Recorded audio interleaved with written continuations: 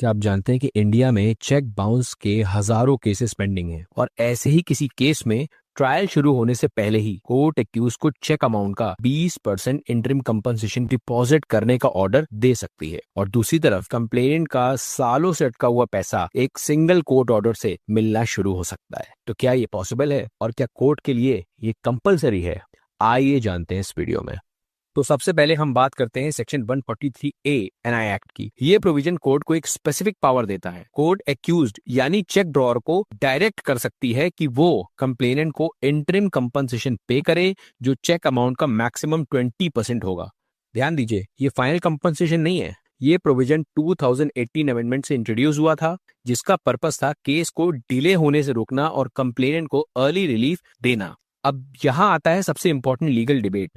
Section की language कहती है कि द कोर्ट मे ऑर्डर, यहाँ मे वर्ड यूज हुआ है और स्टैट्यूटरी इंटरप्रिटेशन का बेसिक प्रिंसिपल ये कहता है कि जब लेजिस्लेचर मे लिखता है तो वो पावर डिस्क्रिशनरी होती है, मैंडेटरी नहीं।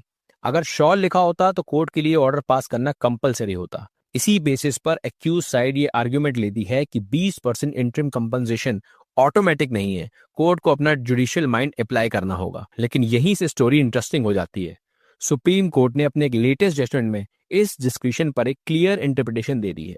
तो बने रहना है वीडियो में एंड तक, क्योंकि सुप्रीम कोर्ट के इस लेटेस्ट जजमेंट में आपको इंटरिम कंपनसेशन पर कोर्ट्स का एक्चुअल व्यू क्लियरली समझ आ जाएगा।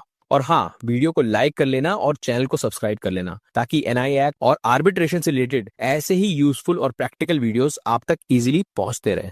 तो आगे बढ़ते हैं और आते हैं इस इंपॉर्टेंट डेवलपमेंट पर। सुप्रीम कोर्ट का लेटेस्ट जजमेंट जो डिसाइड हुआ 25 सितंबर 2025 को। इस जजमेंट में सुप्रीम कोर्ट ने सेक्शन 143A के प्रैक्टिकल इंप्लीमेंटेशन पर एक बहुत स्ट्रॉन्ग स्टैंड लिया है। चलिए सिस्टमैटिकली समझते हैं। कोर्ट ने दोबारा क्लैरिफाई किया कि सेक्शन 143A एक लेजिस्लेटिव टूल है जिसका पर्पस है कंप्लेनेंट को अर्ली स्टेज पर फाइनेंशियल रिलीफ देना। इस प्रोविजन के तहत कोर्ट एक्यूज को डायरेक्ट कर सकती है कि वो चेक अमाउंट का 20% इंटरिम कंपनसेशन या अंतरिम मुआवजे के रूप में पे करे और ये पेमेंट ट्रायल के दौरान शुरुआती स्टेज पर दिया जा सकता है या फाइनल कन्विक्शन से पहले किसी भी स्टेज पर दिया जा सकता है। पहले कंप्लेनेंट को फाइनल जजमेंट तक वेट करना पड़ता था। सेकंड पॉइंट, सुप्रीम कोर्ट ने नोटिस किया कि ग्राउंड रियलिटी कुछ और थी। जब कंप्लेनेंट सेक्शन 143A की एप्लीकेशन फाइल करता था तो उस पर महीनों तक हियरिंग होती रहती थी। एक्यूज को रिप्लाई का टाइम मिलता था, एडजर्नमेंट्स मिलते थे और इंटरिम कंपनसेशन पर डिसीजन लेने में काफी डिले हो जाता था। रिजल्ट, लॉयर्स ने प्रैक्टिकली सोचना शुरू कर दिया कि 143 एप्लीकेशन डालने का फायदा क्या है जब ऑर्डर आने में 6 से 8 महीने लग जाएंगे। इस तरह जो प्रोविजन कंप्लेनेंट को इमीडिएट रिलीफ दिलाने के लिए बना था वो खुद डिले का विक्टिम बन गया। ये एग्जैक्टली वही चीज थी जिसे सुप्रीम कोर्ट ने इस जजमेंट में एड्रेस किया। थर्ड पॉइंट, सुप्रीम कोर्ट का क्लियर डायरेक्टिव। सुप्रीम कोर्ट ने ट्रायल कोर्ट्स को डायरेक्ट किया है कि सेक्शन 143A एप्लीकेशंस पर एज सून एज पॉसिबल, जितनी जल्दी हो सके डिसीजन लिया जाए। कोर्ट ने एम्फेसिस किया कि 143A का ऑब्जेक्ट फ्रस्ट्रेट नहीं होना चाहिए। एक तरह से सुप्रीम कोर्ट ने स्ट्रॉन्ग मैसेज दिया, अगर आप 143A को स्लो प्रोसेस बना देंगे तो उसका लेजिस्लेटिव इंटेंट खत्म हो जाएगा। और ये डायरेक्शन सिर्फ एडवाइजरी नहीं है, ये जुडिशियल एक्सपेक्टेशन है। अब आते हैं 4 पॉइंट, रियल इम्पैक्ट। अब trial courts casually 143A applications को महीनों तक पेंडिंग नहीं रख सकती। कंप्लेनेंट को जल्दी रिलीफ मिलेगा और एक्यूज के लिए क्लियर सिग्नल है, डिले स्ट्रेटजी अब उतनी इफेक्टिव नहीं रहने वाली। तो ये जजमेंट सिर्फ सेक्शन 143A तक लिमिटेड नहीं है। सुप्रीम कोर्ट ने इस जजमेंट में सेक्शन 138 प्रोसीडिंग्स को स्ट्रीमलाइन करने के ब्रॉडर कॉन्टेक्स्ट में इंपॉर्टेंट गाइडलाइंस दी हैं, जिससे सेक्शन 138 के केसेस में बड़े चेंजेस देखने को मिल सकते हैं। लेकिन अब सबसे इंपॉर्टेंट सवाल ये है कि इस जजमेंट के बाद कंप्लेनेंट और एक्यूज्ड को अपनी लिटिगेशन स्ट्रेटजी कैसे प्लान करनी चाहिए। तो अब इस प्रोविजन और इस जजमेंट से एक क्लियर प्रैक्टिकल स्ट्रेटजी निकलती है जो आपके चेक बाउंस केसेस में आपको बहुत फायदा देगी। और ध्यान रहे, ये स्ट्रेटजी कंप्लेनेंट साइड और एक्यूज साइड के लिए अलग अलग होगी। अगर आप कंप्लेनेंट हो तो 143A आपके लिए प्रेशर टूल बन सकता है और अगर आप एक्यूज्ड हो तो इसका स्मार्ट डिफेंस ही आपकी प्रोटेक्शन बन सकता है। चलिए अब दोनों साइड्स की स्ट्रैटेजीज को स्टेप बाय स्टेप समझते हैं। तो कंप्लेनेंट साइड की बात करें तो कंप्लेनेंट अपनी कंप्लेंट के साथ ही सेक्शन 143A की प्रेयर इंक्लूड कर सकते हैं या एक्यूज के कोर्ट में अपीयर होने के तुरंत बाद इंटरिम कॉम्पनसेशन एप्लीकेशन मूव कर सकते हैं। कोर्ट के सामने कंप्लेनेंट को सिंपल और क्लियर बात रखनी है। लॉ का पर्पस क्या है? कंप्लेनेंट को जल्दी पैसा दिलाना और अननेसेसरी डिले को रोकना। तो आपको भी यही दिखाना है कि एक्यूज का कंडक्ट कैसा चल रहा है, क्या वो बार बार डेट्स पे डेट्स ले रहा है, क्या वो सिर्फ केस को लंबा खींचने की कोशिश कर रहा है। ये सब चीजें कोर्ट को क्लियरली बतानी है। और रिसेंट जजमेंट्स भी यही दिखाते हैं कि अगर प्राइमा फेसाई लायबिलिटी बनती है, मतलब चेक इशू हुआ है और बेसिक इंग्रेडिएंट्स सेटिस्फाई होते हैं, तो कोर्ट्स कंप्लेनेंट को इंटरिम कंपनसेशन देने के फेवर में ज्यादा झुकाव रखती है। और आखिर में ये समझना जरूरी है कि बहुत से केसेस सेटल होने शुरू हो जाते हैं जब 20% कंपनसेशन ऑर्डर हो जाता है।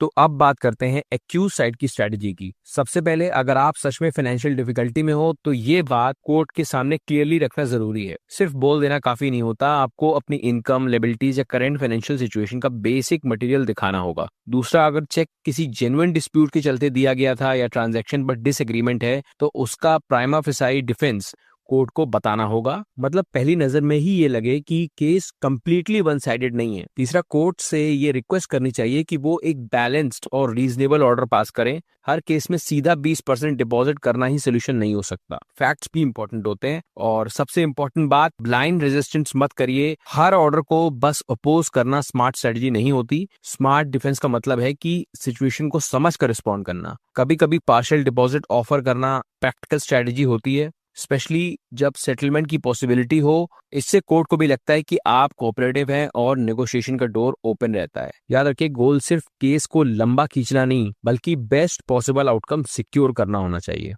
तो अब आपको क्लियरली समझ आ गया होगा कि सेक्शन 143A सिर्फ एक प्रोसीजर का पार्ट नहीं है, ये डिले टैक्टिक्स को धीरे धीरे खत्म कर रहा है और कोर्ट्स अब पेंडेंसी को कम करने के डायरेक्शन में मूव कर रहे हैं। तो अगर आप एक लॉ स्टूडेंट हो या न्यू एडवोकेट हो, तो याद रखिए ये प्रोविजन आपकी आने वाली प्रैक्टिस का रेगुलर हिस्सा बनने वाला है। और अगर आप एक प्रैक्टिसिंग एडवोकेट हो, तो 143A एप्लीकेशन और उसका डिफेंस दोनों आपको स्ट्रेटेजिकली हैंडल करना आना चाहिए। साथ ही लोन बोरोवर्स के लिए तो ये सेक्शन बहुत इंपॉर्टेंट है, क्योंकि लोन एग्रीमेंट्स में जो पोस्ट डेटेड चेक्स या सिक्योरिटी चेक्स बैंक्स और एनबीएफसीज लेते हैं, वो सिर्फ फॉर्मेलिटी नहीं होती। इसलिए याद रखिए, चेक इशू करते वक्त कैजुअली मत सोचिए, क्योंकि कंपनसेशन प्रोसेस अर्ली स्टेज पर ही एक्टिवेट हो सकता है। तो फ्रेंड्स, हमने इस वीडियो में समझा कि सेक्शन 143A एक्ट का इंटरिम कॉम्पनसेशन क्या कहता है और इसे चेक बाउंस केसेस में एक स्ट्रैटेजी के तहत कैसे यूज किया जा सकता है।